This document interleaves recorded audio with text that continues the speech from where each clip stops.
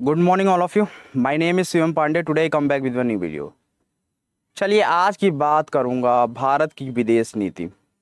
उससे पहले अभी हाल ही में एक भारत के पत्रकार को तालिबान द्वारा मारा गया, तालिबान के आतंकवादियों द्वारा मारा गया। तो उसके लिए मुझे मैं उन खेद प्रकट करता हूं और मैं उनकी फैमिली को इस दुख को सहने के लिए भगवान से प्रे करूंगा कि वो इस फैमिली को इस दुख से उबारे। देखिए, भारत की विदेश नीति को बहुत बड़ा चोट लग रहा है, क्योंकि भारत की विदेश नीति, भारत कहीं ना कहीं ऑलरेडी हमारे पड़ोसी ऐसे हैं। अटल जी की लाइन मुझे हमेशा याद आती है कि आप अपने दोस्त तो बदल सकते हैं बट अपने पड़ोसी नहीं। हमारे पड़ोसी कौन है? चाइना, एक महान प्लानिंग वाला देश जो हमेशा प्लान करता है कि भारत को किसी न किसी तरीके से आंतरिक रूप से आपका सिक्योरिटी मेजर से कहीं ना कहीं इम्पैक्ट करे। वो हमारे कंट्री को कहीं ना कहीं पूरी तरीके से चोट पहुंचाने के लिए दिन रात प्लानिंग प्लॉटिंग में लगा रहता है। बगल का हमारा दूसरा महान पड़ोसी पाकिस्तान, जो इसी फिराक में रहता है कि कब क्या कर दें। अभी रिसेंटली उन्होंने अपनी कलाबाजियां करी और ड्रोन हमला किया। देखिए, भारत की विदेश नीति में सबसे बड़ा जो अभी ट्रैप आ गया है कि अभी रिसेंट जो जितना हमने देखा कि अफ़गानिस्तान में जो भी चीज़ें हो रही हैं, अफ़गानिस्तान में जो भी सीक्वेंसेस हो रहे हैं, उसका हमें बहुत बड़ा नुकसान होगा। एज अ इंडियन ये बहुत बड़ा थ्रेट होता जा रहा है कि देखिए, कहीं ना कहीं हमें लगता है कि अफ़गानिस्तान में होगा तो हमारे पे इम्पैक्ट नहीं है, लेकिन हमारे ऊपर भी बहुत बड़ा इम्पैक्ट होने जा रहा है।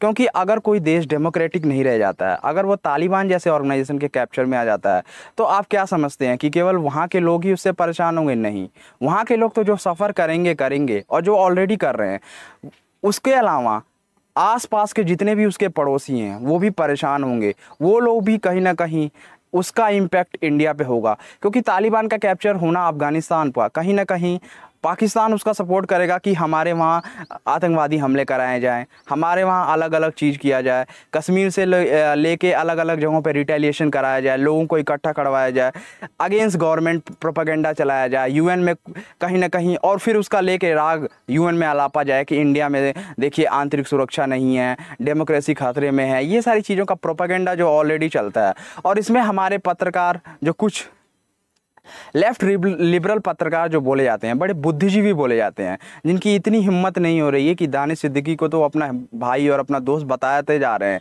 लेकिन उनके अंदर इतनी गट्स उनके अंदर नहीं है।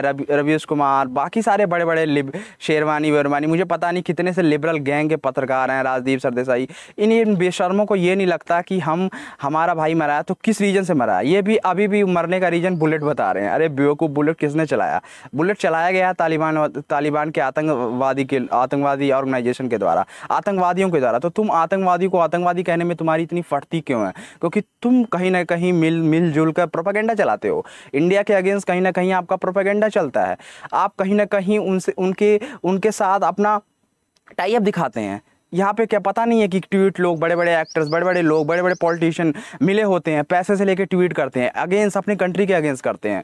तो ये सारे प्रोपेगेंडा अब देखिए, इंडियन गवर्नमेंट को काफ़ी ज़्यादा मेजर्स लेने पड़ेंगे, क्योंकि अफगानिस्तान, अमेरिका ने तो अपने अपने उनका एजेंडा खत्म हो गया। अब उनको कोई अफगानिस्तान में इंटरेस्ट नहीं है। वो सोच रहे हैं कि हम क्यों अपना पैसा बर्बाद करें और क्यों हम एशिया के देशों को वो करें। ये एशिया की प्रॉब्लम है, एशिया खुद निपटे। अब भारत को अपनी विदेश नीति में बहुत बड़ा एक प्ले करना पड़ेगा कि हम किस तरीके से अभी अपने लोगों को सेफली वहाँ से निकाल लें और कोशिश करें कि तालिबान का वहाँ पे पूरा वो ना हो पाए। बाकी ज़्यादा हैं, अब हमें डायरेक्ट टॉक तालिबान से भी करना पड़ेगा, कहीं ना कहीं मजबूरी है, क्योंकि अगर उनके कंट्रोल में सारा देश चला आ रहा है तो बहुत बड़ा प्रॉब्लम होगा, बहुत ज़्यादा रिटेलिएशन हो सकता है, बहुत ज़्यादा मिसयूज हो सकता है। चाइना, पाकिस्तान ये मिल के तालिबान के साथ हमारे देश के खिलाफ बहुत सारी प्लानिंग प्लॉटिंग, बहुत सारी चीज़ें कर सकते हैं।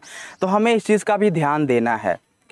सो मैं इंडियन गवर्नमेंट से यही अपील करूंगा कि तालिबान से डायरेक्ट बात करें और बाकी अपने लोगों को जितना सेफली वहाँ से निकाल सके निकालें, क्योंकि वो तो अब बहुत ही ज़्यादा हैवानियत अभी भी वहाँ पे देखिए, कितने ज़्यादा स्कूल से लेके सारी चीज़ों को ऑलरेडी बंद करा गया। कत्ल गारत हो रहा है वहाँ पे, लोगों को मारा जा रहा है बिना मतलब के, लोगों को मतलब हद मचा दिया। मैं उस हैवानियत को बता नहीं सकता। आप जानते ही हैं कि तालिबान क्या चीज़ों को करता है। तो हमारा पड़ोसी इस तरीके से कहीं ना कहीं बहुत ज़्यादा बुरी संकट में है और हमें अपने लोगों को भी बचाना है। तो मैं इंडियन गवर्नमेंट का यहाँ पे बहुत बड़ा रोल है कि वो अपने लोगों को सेफली बचाए, जैसे हमने यमन से बचाया था, जैसे हमने सीरिया से बचाया था। अब हमारी बारी है कि हम अफ़गानिस्तान से भी अपने लोगों को सेफली निकाल लें। So that's all for today. मुझे उम्मीद है कि भारत की सरकार इस पे ध्यान देगी, क्योंकि देना भी पड़ेगा, क्योंकि कहीं ना कहीं इसका इम्पैक्ट हम पे भी पड़ेगा हर तरीके से। और वहाँ चाइना और पाकिस्तान का जो CPC जो उनका कॉरिडोर बन रहा है, CPEC, वो उसको भी कहीं ना कहीं अफ़गानिस्तान, अब इसमें तालिबान आने से बहुत ज़्यादा इम्पैक्ट होगा, उसका भी देखना होगा क्या हो रहा है। शाह बाज़ार पोर्ट था, उसका भी इम्पैक्ट होगा, जो इंडिया अपना कर रहा था, बनाने की कोशिश कर रहा था। तो इन सब चीज़ों को देखना होगा, भारत सरकार इस पर ध्यान देगी। मैं आप लोगों से रिक्वेस्ट करता हूँ कि प्लीज़ वीडियो को लाइक कीजिए, सब्सक्राइब कीजिए और चैनल को शेयर कीजिए। That's all for today. Thank you so much.